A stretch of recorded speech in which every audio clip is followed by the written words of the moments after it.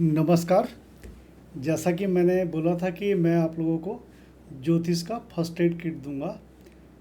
जैसे आप बीमारी के लिए आपको पता होता है ना कि बुखार आए तो पैरासीटामोल खा लीजिए, ठीक ऐसे ही ज्योतिष की प्रारंभिक ज्ञान जो हर एक इंसान को होना चाहिए, मैंने उस हिसाब से कुछ चीज़ें आपको सिखाने अब जा रहा हूँ। इसको आप सीखने का प्रयास करिए। मैं भी पूरे मन से सिखाने की कोशिश करता हूँ और आप भी पूरे मन से सीखने की कोशिश करिएगा। अगर कहीं पर कोई बात समझ में ना आए तो आप कमेंट करके मेरे से पूछ लीजिएगा कमेंट सेक्शन में। मैं प्रयास करूँगा कि उसका भी मैं जवाब दे दूँ। सबसे पहले जब आपको कुंडली के बारे में मान लीजिए कुछ भी नहीं आता है, सबसे पहले तो आपको इंटरनेट में जाना है और ये astrosys.com, इसको आप वेबसाइट को टाइप करिए। उसको टाइप करते ही आपको ये आएगा, है ना। तो जब ये यहाँ पर ये आ जाएगा तो इसमें आपको लैंग्वेज दिख रही है यहाँ पर ऊपर। यहाँ पर आप अपने पसंद की लैंग्वेज को आप सेलेक्ट कर सकते हैं। अभी मेरे इसमें इंग्लिश है, जनरली इंग्लिश ही लोग रखते हैं तो आराम से वो देखा भी जाता है। अब हमें मान लीजिए कुंडली बनानी है तो हम हॉरोस्कोप में गए, यहाँ पर हमने नाम लिखा,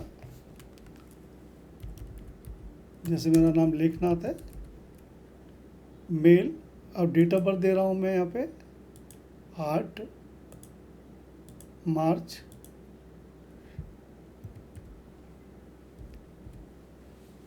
देखिए मैं इसको यहाँ पर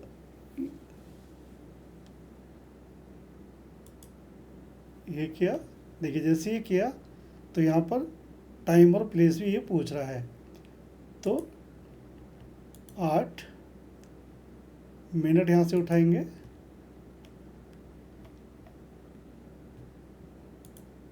ये हो गया। सेकंड्स भी हम यहाँ पे देना पड़ेगा सॉफ्टवेयर को।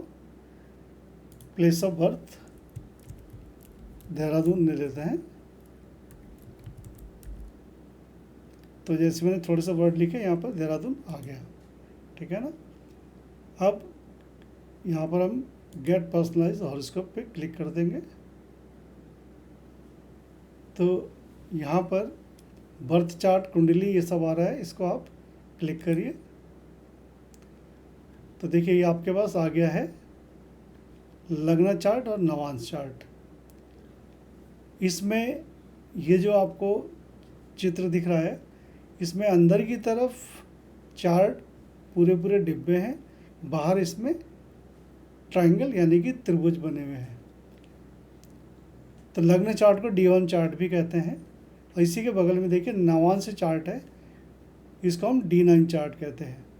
तो सबसे पहले आपको ये देखना है कि ये ऊपर की तरफ का ये जो डिब्बा है, इसको हम बोलते हैं लग्न, है ना। यानी कि कहाँ से आपके कुंडली की शुरुआत हो रही है, ठीक है। ये लग्न हो गया। इसको हम ये हमेशा लग्न रहता है या प्रथम भाव बोलते हैं। ये द्वितीय भाव या सेकंड हाउस, तृतीय भाव, थर्ड हाउस, चतुर्थ भाव, पंचम भाव, ऐसे करते करते ये 12 भाव यहाँ तक पहुँच गए। ये चांस की बात है कि मेरी जो पहला भाव शुरू होता है वो पहली राशि से शुरू होता है। तो यहाँ पर 1 लिखा हुआ आ रहा है। एंटी क्लॉकवाइज लिखते हैं, जैसे पहली राशि हो गई, दूसरी, तीसरी, चौथी, पाँचवीं, सातवीं, आठवीं, करते करते 12 तक। ये राशियों का क्रम फिक्स रहता है। पहली राशि मेष, वृष, मिथुन, कर्क वगैरह करते करते लास्ट में मीन राशि। आपकी डेट ऑफ बर्थ के लिए, टाइम के लिए यहाँ पर शुरुआती नंबर 5 हो सकता है, 10 हो सकता है, 1 से लेकर 12 तक कुछ भी हो सकता है। वो आपकी लग्न की राशि हुई।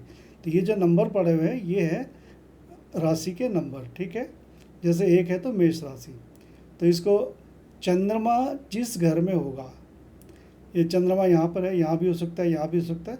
अगर मान लीजिए अभी चंद्रमा यहाँ पर है तो 1 नंबर पे है, तो मेरी राशि हो गई मेष राशि, है ना। और बृहस्पति भी मेरे मेष राशि में है, राहु मेरे वृष राशि में है।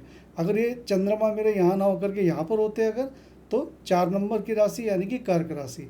तो जो चंद्रमा की राशि होती है वही हमारी राशि भी मानी जाती है। तो आपको आप राशि तक देखना आ गया। अब देखते हैं कि राशि का आपका नक्षत्र क्या है। उसके लिए आप नीचे जाएंगे, ये प्लैनेट देखेंगे, प्लैनेट के नीचे एसेंडेंट, सन, मून, मार्स, ये सब लिखा हुआ आ रहा है नीचे। इसके आगे यहाँ पे डी या आर लिखा हुआ है। डी का मतलब है डायरेक्ट, आर का मतलब है रेट्रोगेट। डायरेक्ट मतलब मार्गी और रेट्रोगेट मतलब जो वक्री चलते हैं कभी कभी, वो है। अब सूर्य मेरा एक्वेरियस राशि में है और उनका जो लॉन्गिट्यूड है वो बता रहा है 23 डिग्री 58 मिनट 42 सेकेंड। नक्षत्र ये रहा पूर्व भाद्रपद, ठीक है ना। चंद्रमा के नक्षत्र को जब हम देखेंगे तो जो चंद्रमा का नक्षत्र होता है वही हमारा नक्षत्र भी होता है। देखिए यहाँ पर मैं देख रहा हूँ चंद्रमा मेरा एरीज में है और ये भरणी नक्षत्र है। आपको भी अपने चंद्रमा के सामने कौन सा नक्षत्र लिखा हुआ है वो आपको देखना है, उसको नोट कर लेना है। तो यानी कि आपको राशि देखना आ गया और आपको ये भी देखना आ गया कि आपका नक्षत्र कौन सा है। एस्ट्रोलॉजी में मुहूर्त संबंधित कब पैसा हमको इन्वेस्ट करना है, कब हमें साधना करनी है तो कौन सा नक्षत्र चाहिए, वो सब देखने के लिए आपको यही वाला नक्षत्र देखना होता है। अच्छा, अब इसमें एक और चीज़ हमको देखनी है कि सामने ये देखिए लिखा हुआ है विंशोत्तरी दशा, इसके बारे में भी हमें ज्ञान होना चाहिए। जैसे यहाँ पे लिखा है शुक्र, विनस मतलब शुक्र, VE शॉर्ट में लिखा है विनस, शुक्र की दशा मेरे पैदा होने से 11 मार्च 1974 तक चली है। यानी कि ग्रह के सामने जो डेट लिखी है वो उस ग्रह की समाप्ति का डेट है। तो अब मेरी सूर्य की दशा कब शुरू हुई? 12 मार्च 1974 से लेकर कब ख़त्म हुई? 11 मार्च 1980 तक, ठीक है ना। अब देखिए जो विंशोत्तरी दशा होती है उसके अंदर प्रत्यंतर दशा, अंतर दशा भी होती है। तो जैसे मान लीजिए अभी वर्तमान का मैं देखूँ, मेरा वर्तमान में बृहस्पति की दशा चल रही है, तो मैं यहाँ पर इसको क्लिक कर देता हूँ एक बार। तो देखिए ये मेरे पास जुपिटर मेरा 17 तक था। अभी वर्तमान में क्या चल रहा है? बृहस्पति में चंद्रमा, ये चलेंगे अब 1 नवंबर 2027 तक। कब से शुरू हुए हैं? 12 जुलाई 2026 से, ठीक है ना। तो ऐसे अगर आप फिर एक बार और क्लिक कर देंगे तो ये एक लेवल और आगे आ जाएगा। इसको आप ऐसे मान लीजिए बृहस्पति कैप्टन है, ये वाइस कैप्टन है चंद्रमा, ये केतु जो है मेन प्लेयर हो गया। इस टाइप से आप समझ सकते हैं जानकारी के लिए।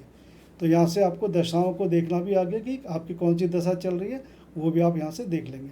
अब सिर्फ एक आखिरी बात आपको देखने आनी चाहिए, वो है आपका अष्टक वर्ग, है ना। तो यहाँ नीचे जाएंगे तो आपको यहाँ पर देखिए विंशोत्तरी दशा, षोडश वर्ग, ये सब लिखा हुआ आ रहा है। यहाँ पर ट्रांजिट टुडे यानी कि आज ग्रह की क्या स्थिति है। यहाँ पर एक अष्टक वर्ग टेबल आ रहा है, इसको आप क्लिक करेंगे तो देखिए आपके सामने एक ये टेबल आ जाएगी। इस टेबल का मतलब क्या है मैं बता देता हूँ। हर एक ग्रह हर घर को कुछ पॉइंट देता है, ठीक है ना। तो उस पॉइंट का, जैसे मान लीजिए मेष राशि है, मेष राशि को सूर्य ने 1 पॉइंट दिया है, चंद्रमा ने 6 पॉइंट दिए हैं, शुभ बिंदु बोलते हैं उसका ज्योतिषी भाषा में, मंगल ने 2 दिए। ऐसे करते करते मेष राशि का टोटल हुआ 24। तो यानी कि जहाँ पर भी मेरी मेष राशि होगी लग्न कुंडली में, वहाँ उस घर की जो वैल्यू है वो 24 की इंटेंसिटी के बराबर है। ऐसी दूसरी राशि के लिए 28, तीसरी राशि के लिए 30, करते करते 12वीं राशि के लिए यानी कि मीन राशि जहाँ पर लिखा होगा वहाँ पर 21 पॉइंट होगी। ये शुभ बिंदु माने जाते हैं। देखने पर कैसा लगता है? इस चित्र को अगर आप देखें तो ये देखिए ये आया है ना, ये जो अंदर दिए हुए हैं ये। तो इसमें देखिए जो ये वाले ब्लू से कलर में आपको दिख रहे हैं, फिरोजी ब्लू, ये इसका मतलब है कि ये पॉइंट 28 से मतलब 28 से कम है, ठीक है ना। और जो अच्छे पॉइंट है जो 28 से ज़्यादा है उनको वो अलग कलर में दिखा रहा है। यहाँ पर भी स्पष्ट साफ दिख रहा है। तो मेरे 11वीं राशि में जो है सबसे ज़्यादा बिंदु दिए हैं, अर्थात अब ये घर भी 11वां ही है, तो 11वें घर में 36 पॉइंट मिल रहे हैं। तो कहेंगे कि मेरी कुंडली में ये सबसे अधिक बिंदु वाला घर है, ठीक है। इतना आपको देखना आ गया। तो यानी कि अब तक आपको क्या क्या चीज़ आ गई? आपको राशि देखना आ गया अपना, वापस जाके देखना चाहे यहाँ जाएंगे तो देखिए यहाँ से आपको लग्न चार्ट दिख गया, नीचे हाँ ऐसे ही आपको चंद्रमा वाली राशि कुंडली भी मिल जाती है। तो चंद्र कुंडली उसको बोलते हैं, इसमें चंद्रमा लग्न में आ जाता है, ठीक है ना। तो ऐसे करके आपको मुख्यतः क्या क्या देखना आ गया अभी तक? आपको देखना आ गया राशि, आपकी राशि, यानी कि जिस राशि में चंद्रमा होगा वो आपकी राशि है, और जिस नक्षत्र में चंद्रमा होगा वो आपका नक्षत्र है। ठीक है, तो ये दो चीज़ अगर आपने नोट कर लिया तो बाकी चीज़ें फिर आपको धीरे धीरे करके, अगर इससे ज़्यादा जानना है तो आपको धीरे धीरे करके आप सीख सकते हैं। लेकिन आपकी राशि कौन सी है, आपका नक्षत्र कौन सा है, और कौन से ग्रह किस नक्षत्र में है, वो इतना आपको देखना आना चाहिए। और अष्टक वर्ग की वैल्यू अगर आप सीख लेंगे तो आप ये आइडिया लगा लेंगे कि मेरा कौन सा घर कितना पावरफुल है। तो ये ज्योतिष का टूल किट इतना आपको पता होना चाहिए। अगर इतना आपको पता रहेगा तो जो उपाय बताऊंगा मैं आगे अपने उसमें रील्स वगैरह में, उसको आप आराम से पकड़ पाएंगे। तो प्रैक्टिस करिए देखने के लिए कि लग्न कुंडली कैसे आ रही है, चंद्रमा कौन सी राशि में है, उसका स्वामी कौन है, चंद्रमा कौन से नक्षत्र में है और उसका स्वामी कौन है। इतना जानने का पहले आप प्रयास कीजिए, धीरे धीरे करके आगे सीख लेंगे। कोई कन्फ्यूजन है कमेंट करके मुझे बताइएगा। ओम नमः शिवाय।